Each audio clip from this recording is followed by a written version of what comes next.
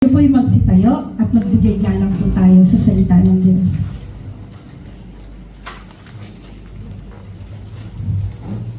Amen. So, sabay-sabay po natin babasahin ang Matthew 1, chapter 1, 18 to 25. Amen. So, sabay-sabay po nating basahin mga kapatid.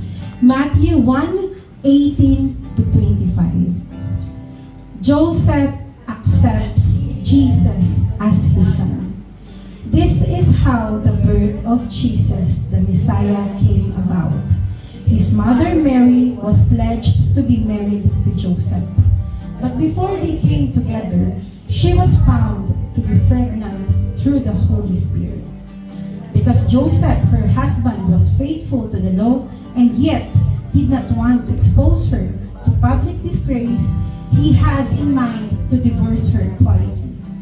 But after he had considered this, an angel of the Lord appeared to him in a dream and said, Joseph, son of David, do not be afraid to take Mary home as your wife, because what is conceived in her is from the Holy Spirit. She will give birth to a son, and you are to give him the name Jesus, because he will save his people from their sins. All this took place to fulfill what the Lord had said through the prophet. The virgin will conceive and give birth to a son, and they will call him Emmanuel, which means God with us. When Joseph woke up, he did what the angel of the Lord had commanded him and took Mary home as his wife. But he did not consummate their marriage until she gave birth to a son, and he gave him the name Jesus. Hallelujah, Jesus. We glorify your name, O Lord God Jesus. You're the name above all name, Jesus. Salamat sa iyo, Panginoon, O Lord God Jesus, because you are our Creator alone, O Lord God Jesus. You are the Emmanuel. You are the Savior. You are the God that is with us, O Lord God Jesus. You are the Messiah, O Lord God Jesus. Ikaw, Panginoon, ang nag-save sa amin, Panginoon, O Lord God. That's why, help us to purify our hearts, Panginoon, as we learn your word, O Lord God Jesus.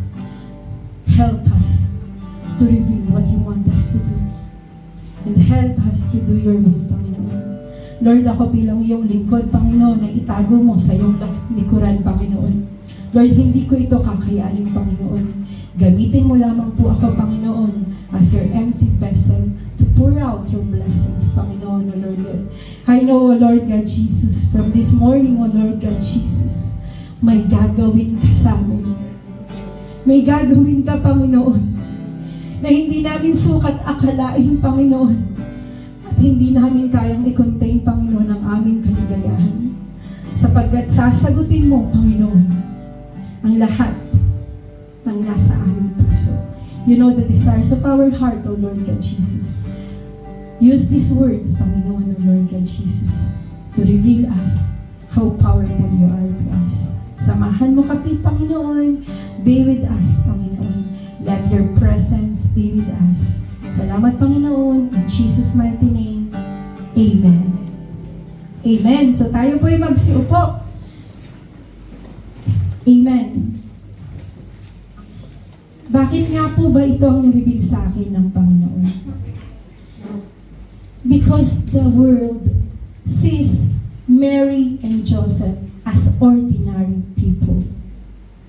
Mga ordinaryong patao lang po sila. But alam niyo po ba kung anong diferensya po sa Panginoon? God saw their hearts. God saw their potential. Alam niyo po nung binabasa ko ito, naiiyak ako kasi na-overlook si Joseph, actually. Mostly, pag parating ang Pasko, ang bida si Mary. Kasi si Mary yung nag-labor.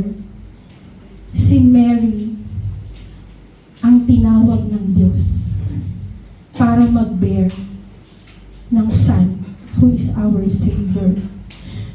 Pero si Si Joseph, lagi siyang support lang. Supporting lang siya. Kumbaga sa pelikula, siya yung support lang. Si Mary ang laging nakikita.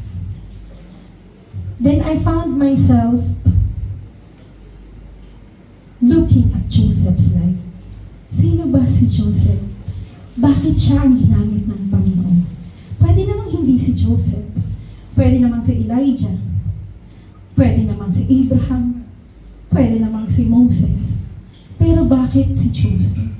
Sino si Joseph? Siya po ang adoptive father ni Jesus Christ. Siya ang human father ni Jesus Christ. But, hindi po ginamit ni Joseph si Mary until Jesus came. Amen? So, ano po ba ang purpose ng Panginoong Ama? To raise the Son of God. And that is our Savior. Amen? Now we are remembering, kasi Pasko na eh. Ito yung kapanganakan. Although hindi natin alam ang tunay na exact date kung kailan pinanganak si Jesus Christ. But this is to remind us that Jesus came because of our sins. And God uses Mary and Joseph to fulfill His purpose. Amen? So, sino po ba si Joseph? Who was Joseph? The adopted father of our Savior. First, he was of the tribe of Judah. So siya po ay, ang kanya pong pinanggalingan as a tribe po ni Judah. And a direct descendant of King David. So doon palang planado na po, di ba po? Planado na kung saan manggagaling ang lineage or ang descendants ni Jesus Christ. Siya ay nanggaling sa descendant ni King David. And he was a humble carpenter or a craftsman. When we say humble carpenter po, actually, hindi siya mayaman. Hindi siya mayaman. Ang mga panahon na yon, actually, ang carpenter ay hindi masyadong napapansin dahil it's like a rear, alam mo yung mga rock, mostly. So, hindi siya mayaman. But he was a humble carpenter. That's why Jesus became a carpenter also. Because he trained Jesus. And at the very young age, he was trained at the law of synagogue. So when we say he was trained at the law of synagogue, Romans, Greeks, Jewish people, they know the law. Yung law ni Moses. Alam niya yun. Yung mga kautusan ng Diyos na iniwan niya. At sinusunod niya yun. He had a profound understanding of the scriptures. Relihiyoso siya, kumbaga. Sa modern days natin, palasimba siya. Isa siyang righteous man. He died before the ministry of Jesus Christ. Kasi po, nung si Jesus Christ ay nagmi-minister na at the age of 30, hindi na nababanggit si Joseph. Mostly, si Mary na lang. So, the last time that he was mentioned on the Bible is yung sinama niya si Joseph sa temple. Because every Passover, pasasalamat sa templo, sinasama niya lagi. Ganun niya trinain si Jesus Christ. Amen? Ngayon, ng mga panahon na yun, alam naman po natin, di ba po, na pag ikaw po ay meron kang, kasi mostly doon sa kanila ay arranged marriage. May tinatawag na Jewish marriage. So meron pong tatlong proseso yan sa mga Jewish. One is betrothal or the engagement period. Ang babae pong bride ay nabebetroth or na-engage sa lalaki between 11 and 13. So, sinasabi po nila sa history ng Bible that Mary was only 11 to 13 that time when she was engaged to Joseph. And Joseph was older than her. So the groom was between 17 and 20. That means mas matured na yung groom compare sa bride. Why? Kasi mostly, ang groom talaga ang nagdadala sa mga wife. Amen po ba? So that means, Mary was already engaged to Joseph when she was 11 to 13. Engaged pa lang po yun engaged pa lang. Then there is a period of preparation. Yung preparation po wherein the groom should build a home for the wife. So kailangan nilang pagdaanan yun as Jewish people. And yung last, yung wedding feast, wherein yung husband then to be or the groom should harvest all the food for the year, for the full year, and they will make a robes for the participants. Ginagawa natin yan sa modern days, which is the groom. Pero ngayon, medyo modern na talaga kasi mostly dati, ang groom to be lang ang magpe-prepare ng gown ng bridesmaids, ng gown ng flower girls, ng gown, kumbaga lahat, pati yung reception, problema na ng lalaki yan. Kumbaga, ang babae, magpapakyut na lang. Magpapaganda na lang, mag-hire na lang siya ng makeup artist. So, kailangan maganda na siya. Pero si groom ang laging magpe-prepare. And, meron ding tinatawag na pamamanhikan, which is kailangan may bahay na. Pero nowadays, hindi na. Kasalan na diretso. Shortcut na. Wala nang engagement, wala nang period of preparation. Basta, sama na lang. Wala na. Diba? Wala na sa mga unbeliever. But as a Christian, we always practice that kind of wedding. Na kailangan pa rin na ikaw ay ma-engage, na ikaw ay makapag-bridal shower, na ikaw ay makaranas, na ikaw talaga ay virgin. Amen? That was Mary. She was a virgin. Amen? Lahat ng yun, dapat maranasan ni Mary. But here in Matthew 1:18 to 19, so this is how the birth of Jesus, his mother Mary was pledged to marry Joseph.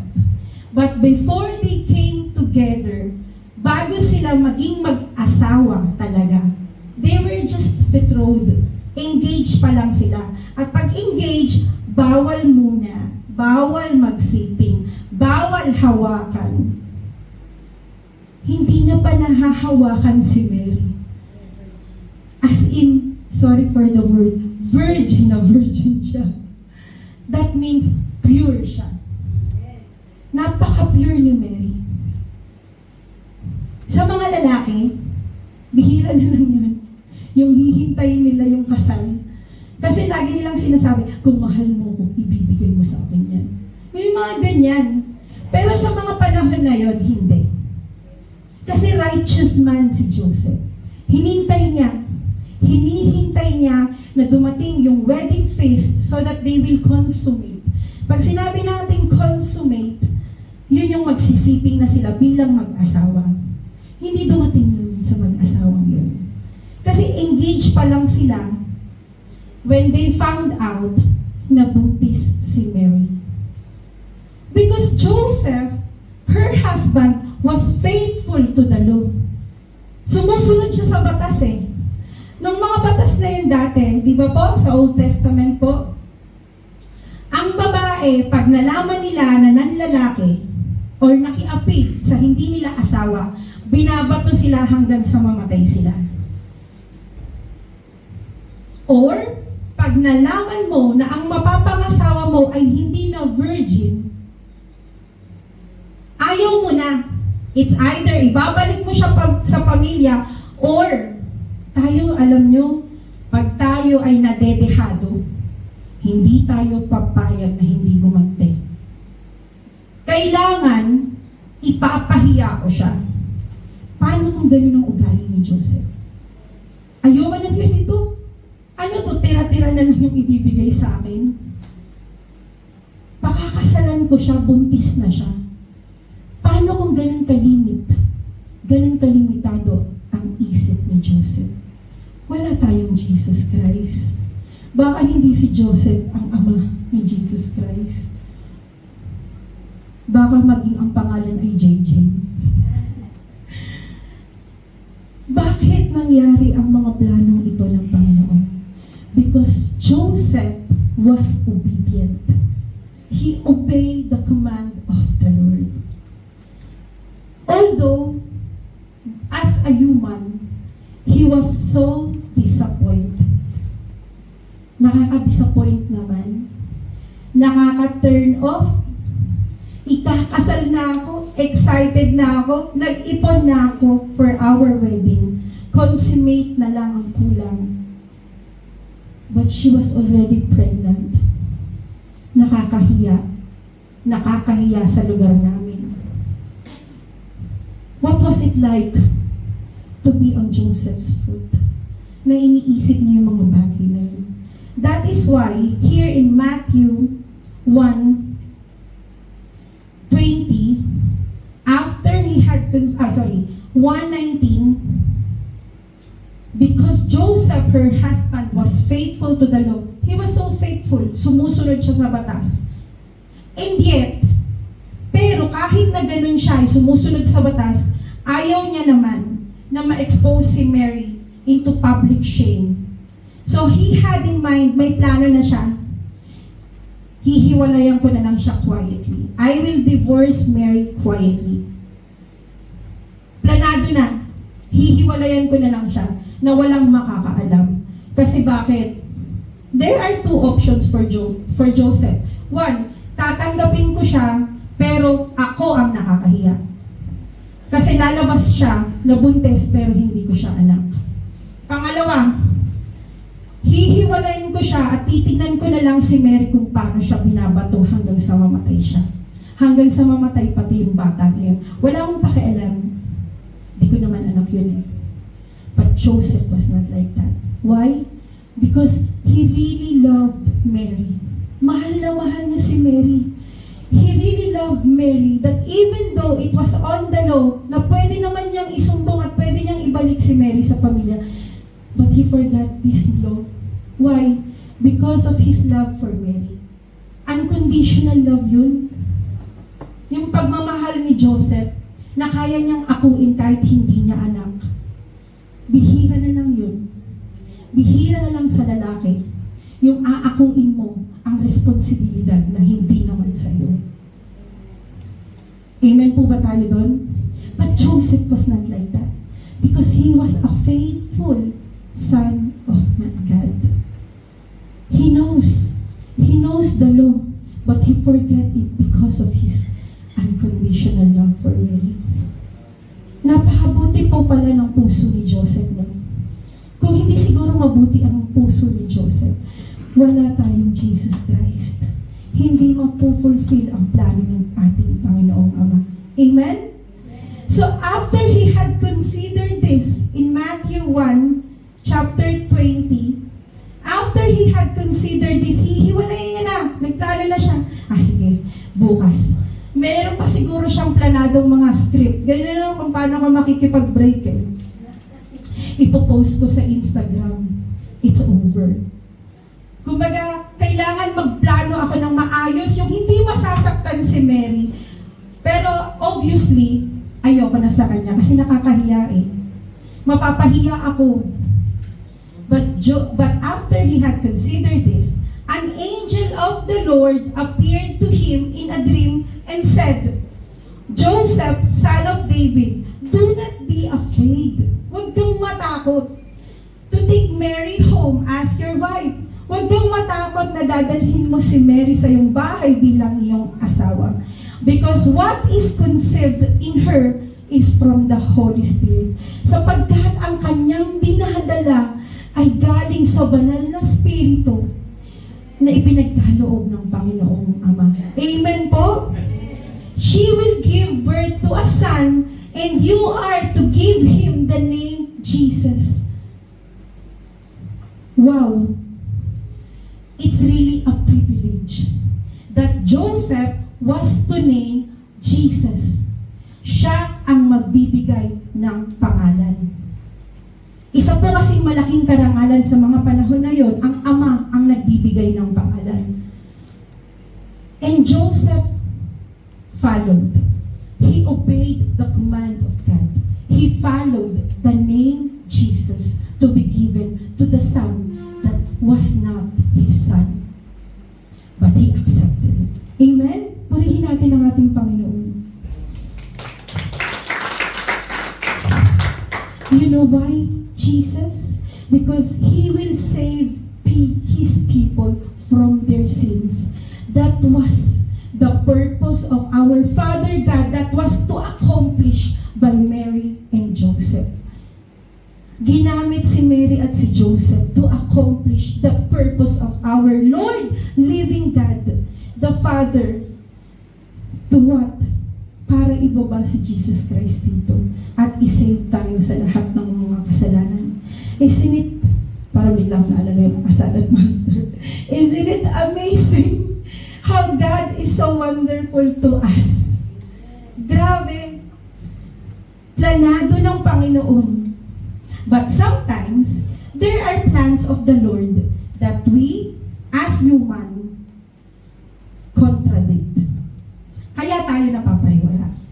Kasi the truth is, we are already in the blueprint of the Lord. Planado na ng Panginoon eh.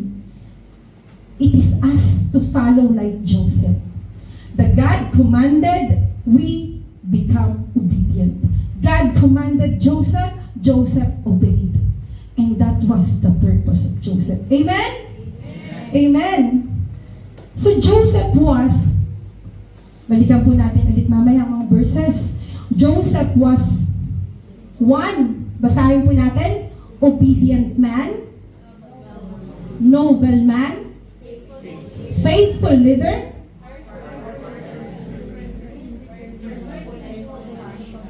amen, merciful and compassionate. Number one, he was an obedient man. He was so obedient that 3 times that the angel of the Lord came to his dreams, he followed. And it all became successful. Amen? The first one, the angel of the Lord appeared to Joseph in his dreams, telling him that Joseph, you have to bring Mary home as your wife because she will conceive a son and you will name him Jesus because he will be called as Emmanuel, God with us. He will be the Savior. Number 2, he led. Siya ang nanguna para dalhin si Mary from Bethlehem. Dinala niya si Mary sa Egypt para iligtas because King Herod narinig niya, kumbaga King Herod heard the news na merong isang batang parating pa lang, mag-iisang taon mahigit, na magiging Messiah, magiging king. That was the time that King Herod was king. He was so scared that he will be replaced. So anong ginawa ni Joseph? Joseph listened when the angel of the Lord appeared again to him second time, telling him, Joseph, dalhin mo ang pamilya mo to Egypt. Kailangan mo silang itakas dahil may balak na patayin ang mga bata, 1-year-old pataas. Pangatlong pakikinig niya, that he became obedient. Pangatlo, patay na si King Herod. And the angel of the Lord, again, for the 3rd time, appeared to his dream. Joseph, okay na. Go back to Nazareth because he will now fulfill his purpose. God will minister his people because he was from Nazareth. Amen? Because sa linya po ni Joseph, siya po ay descendants ni King David. King David po was from Nazareth. So, noong mga panahon pa yun noon, sa government po ni Caesar, kailangan ang mga bata ay nakaregister kung saan doon ang mga lahi mo, yung mga kadugo mo, kumbaga yung linya sa family mo. So that's why, inabot sa pagle-labor si Mama Mary, si Mary, inabot si Mary sa pagle-labor niya, kaya siya nakapanganak sa sabsaban. Siguro ganun kalayo no dati, no? Hindi pa kasi uso yung bus, hindi pa uso yung o-taxi. So ganun siguro katagal na nagle-labor na siya, kaya inabot siya sa sabsaban para lang i-register ni Joseph si Jesus Christ as his son. So it's really a privilege and honor for Joseph.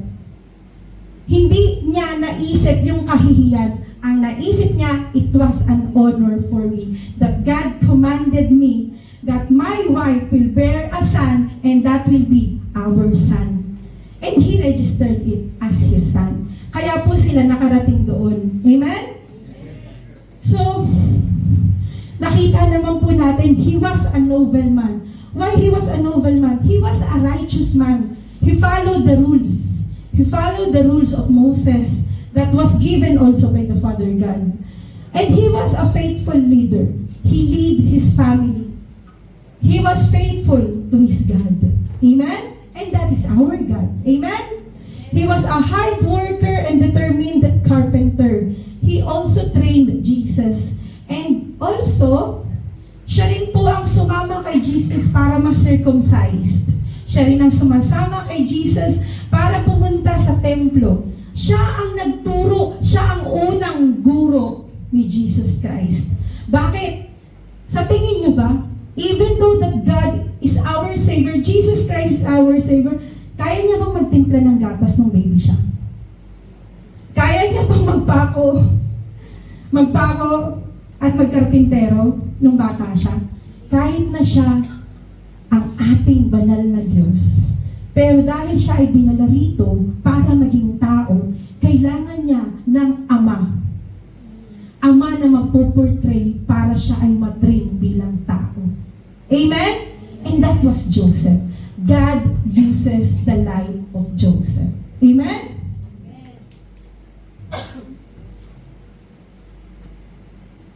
And Joseph was merciful and compassionate to Mary. He was so merciful that he even forgot the law. Bylaws, walang bylaws. As long as I love my wife, I will take care of my wife. He was so compassionate to Mary. Grabe yung pagmamahal niya kay Mary, na kaya niyang akuin ang lahat. Ngayon kaya, mga kapatid, try lang natin, may magpakita sa atin sa panaginip. Sabihin, kailangan pala pakasalan mo yung kapitbahay mo kasi yan yung para sa'yo. Tapos busit na busit ka, inis na inis ka sa kapitbahay mo. Maniniwala ka ba sa panaginip mo? For sure hindi. Sasabihin mo, parang binangungot ata ako. Diba? Iba na yung panaginip. Iba yun eh. Pero si Joseph, pag babasahin mo, wow! Ganun ka-obedient si Joseph. That he listened to the dreams. That the angel of the Lord appeared on his dreams. Kasi kung tayo sa mga panahon natin, Lord, bigyan mo ako ng sign. Pag may nagbigay sa akin ng rose, siya na. Di na uso engagement, yes, sa'yo na. Bukas, live-in na tayo. Ganun na ngayon. Ang bilis na, wala nang hingi ka ng talagang wala na yung hingi ka talaga ng, alam mo yun, yung waiting time, yung maturing time, wala nang ganun. But their life was not like that. That's why God chooses them. Kasi alam ng Panginoon na sila ang karapat-dapat na maging magulang ni Jesus Christ. Amen? That is why, turn your disappointments into divine appointment with God. Instead of disappointing yourself because you're expecting too much. You know why we are so disappointed? Because we are expecting. We expect too much. Sometimes it's beyond our expectations that we want it to become true. Sometimes, there are times you will wish, I hope I have a boyfriend who is tall, dark, and handsome. But you forgot the character of that person. And you expect too much. Bengali ang binigay sa akin kasi tall, dark, handsome. Nakalimutan ko, hindi ko binanggit. Gusto ko pala Pilipino. So, why? When you ask, God will give you. But you have to be specific. Amen? But when you are disappointed in life, make it as an appointment to God. Because every time that you are so disappointed in life, that is the time that God misses you. Namimiss ka ng Panginoon, kapatid. Kaya ka may pinagdaanan. Maybe, forgot Him already. You forgot to call His name. And He missed you. That's why you feel disappointed in life. Why? Because you feel weak. Why do you feel weak? Because the strength that comes from the Lord, you didn't find it. Because you are so concentrating on that disappointment. Joseph was not like that. Instead of having this disappointment in his life, nakaka-disappoint. Hindi na virgin ang mapapangasawa ko. Nakaka-disappoint. Hindi ito ang gusto ko. Hindi ito ang ina-expect ko. I'm expecting that Mary will be virgin and I will get married and we will have a wedding feast. Kaso hindi yun ang mga nangyari. Why? Because it says in Isaiah 55:9, as the heavens are higher than the earth, so are my ways, God's ways, are higher than your ways. And my thoughts, God's thoughts, are higher than your thoughts. Most of the time, we are planning on ourselves. We are thinking too much, kaya ko to, kaya natin to. But you forgot that you have a big God. His ways are greater than your ways, mga kapatid. Your purpose is His purpose to you, not your own. Amen? Joseph's purpose was to become an adoptive father to Jesus Christ. At nangyari. Kung siya ay nag-fail, it means siya ay mas nangibabaw yung disappointment. Kasi minsan ang tao pag nadidisappoint, nasasaktan. Anong unang initial reaction pag nasasaktan? Gumagante. Gumagante. But Joseph was an example of a good Christian that instead of us become disappointed and hurt and angered, hindi yun ang dapat nating makita. Ang makita natin yung ginawa ni Joseph. Joseph listened to the word of God. Joseph obeyed the commands of God. And they prospered. Amen? Amen. So ano nga po ba ang gagawin natin that every time we are feeling disappointed? Ano po ba yung mga purpose na dapat nating isipin? Sige po, mamaya po.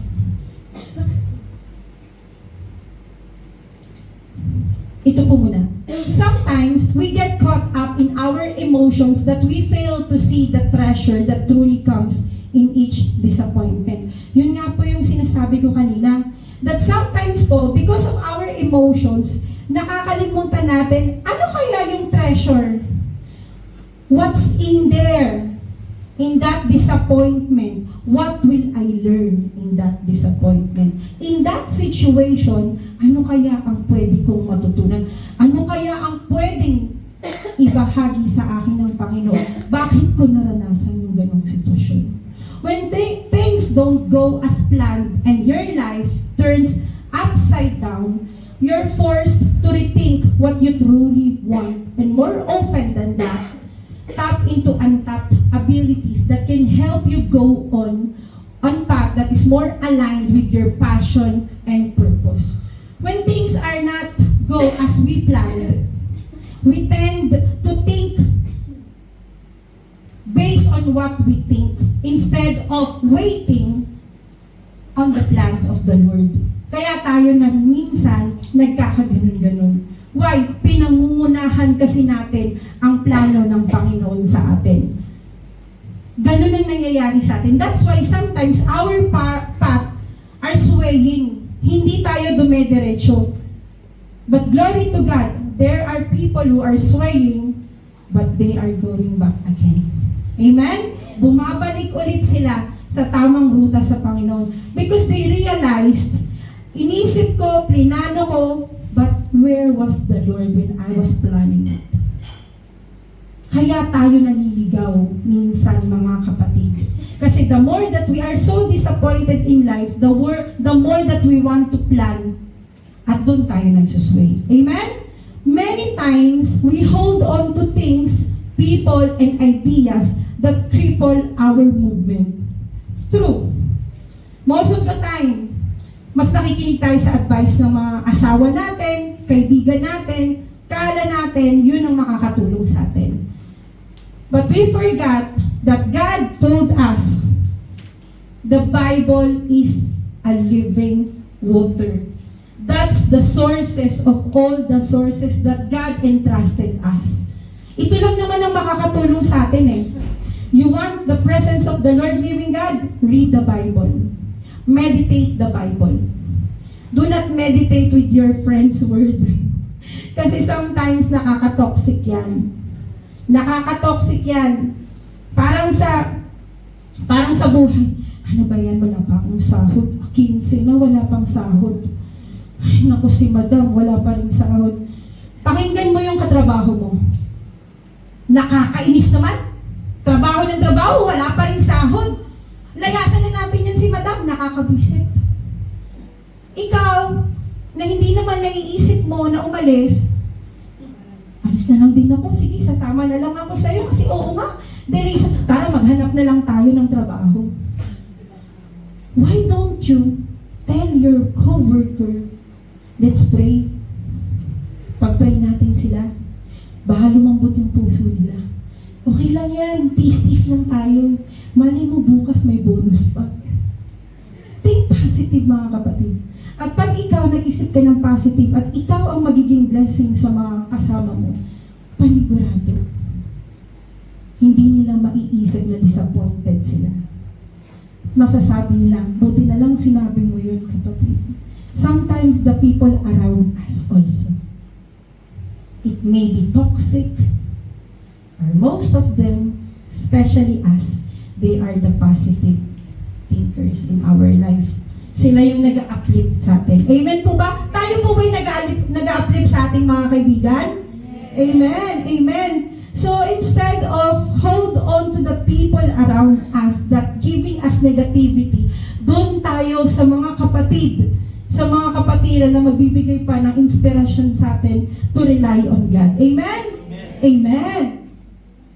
God sometimes has to break things apart for us to find our true path in life. Totoo po yan. Minsan may mga bagay na akala natin nakakapagpalungkot sa atin, na nakakasira sa atin, but the truth is, inalis ka ng Diyos sa sitwasyon na yun. Bakit kanya inalis? Because it may endanger you. Pwedeng ikasira mo yun, kapatid. Baka meron siyang mas magandang plano sa'yo, hindi mo palang nakikita. Pray, listen, and wait. Amen? Amen. So sabi nga po, every disappointment is a blessing in a divine purpose. May purpose ang Panginoon. And number one, it helps you to prepare in the future. That disappointment will help you to prepare in the future. Why? Because you have to find that purpose that is more worthwhile to your life. Maybe there is a lesson in that disappointment. And it prepares you for the future to come. There are some lessons na hindi naman yan lessons alam mo na agad, di ba? Kahit sa mga bata, hindi naman alam nila agad ang ABC. Hindi naman nila alam kaagad ang addition. Pero bago nila narating yan, panigurado, ang teacher nila, hinay-blood na. Hindi mo pa rin alam ang ABCD. Gigil na gigil ka na. Hindi mo pa rin alam ang addition. Gigil na gigil ka na. Disappointed ka na. Bakit? 1 plus 1 hindi mo alam. Magagalit ka. Pero time to time, turuan mo siya ng turuan. Magugulat ka pag nakita ka niya, answer my arm, may pumasok pala sa utak niya. Do not be disappointed, mga kapatid, because you are preparing yourselves to become